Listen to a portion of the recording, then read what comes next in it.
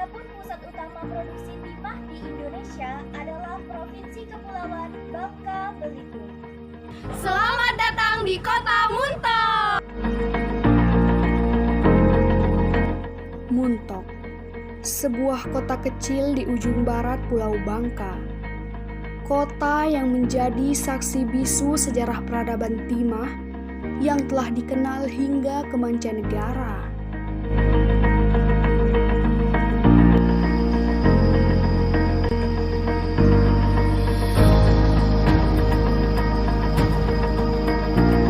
Nah, teman-teman, berbicara masalah sejarah peradaban timah, muncul sebuah pertanyaan. Bagaimana sih sejarah peradaban timah yang ada di Indonesia, khususnya di Kepulauan Bangka Belitung? Penasaran kan? Yuk, langsung aja kita cari tahu jawabannya.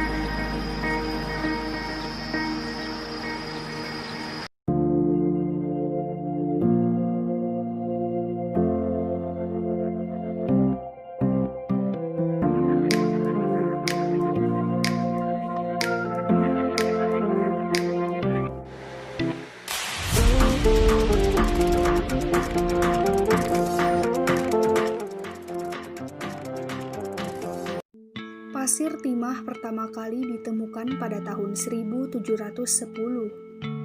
Bangka yang saat itu masuk kekuasaan Kesultanan Palembang dikunjungi para penambang dari Johor dan Siantan yang sebelumnya melakukan penambangan timah di daerahnya, yaitu Semenanjung Malaka. Pada tahun 1811, Inggris menduduki Palembang.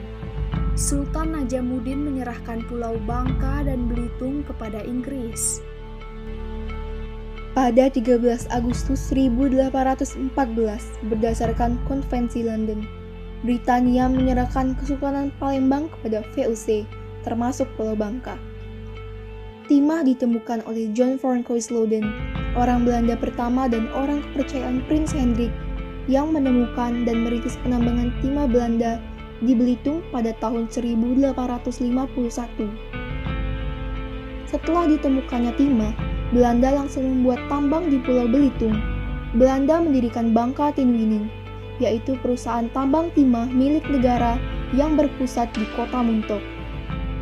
Pada tanggal 23 Maret 1852, Belitung mendapat konsensi penambangan timah yang terpisah dari Bangka.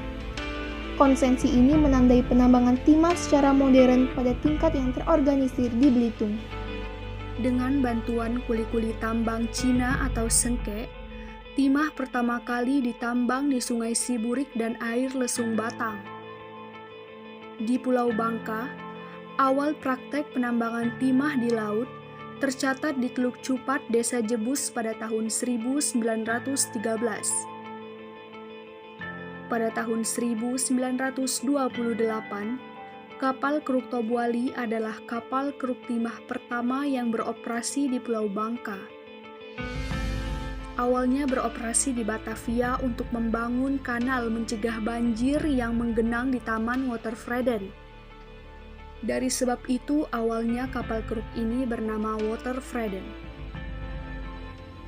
Sebelumnya, pada saat Pulau Bangka diduduki oleh Jepang pada tahun 1920, Jepang membuat kapal keruk timah pertama di Belitung yang bernama Der Sterling.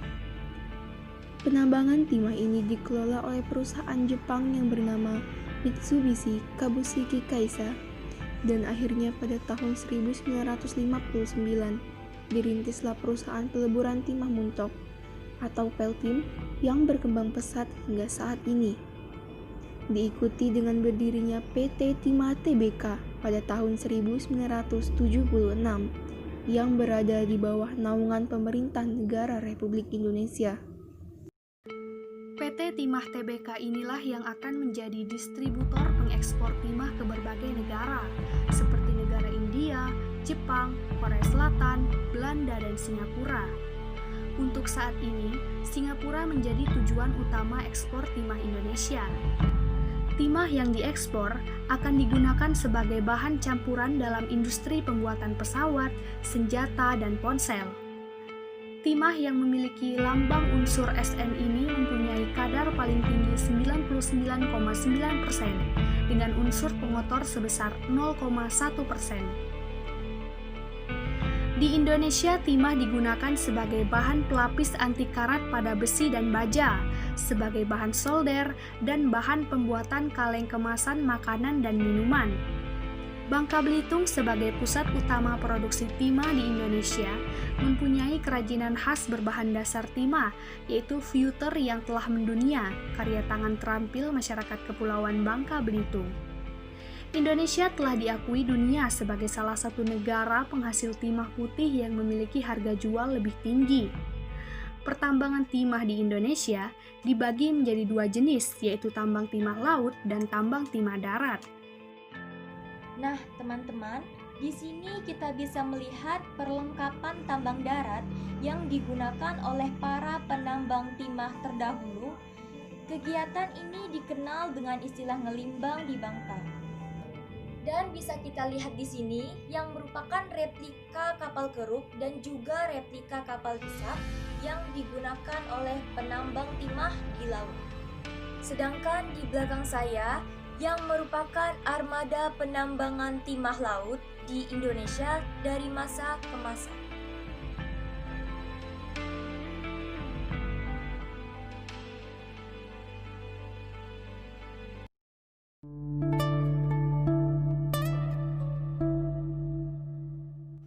Banyak waktu yang sudah terlewatkan. Dahulu timah menjadi perebutan Britania, VOC, dan bahkan Kesultanan Palembang.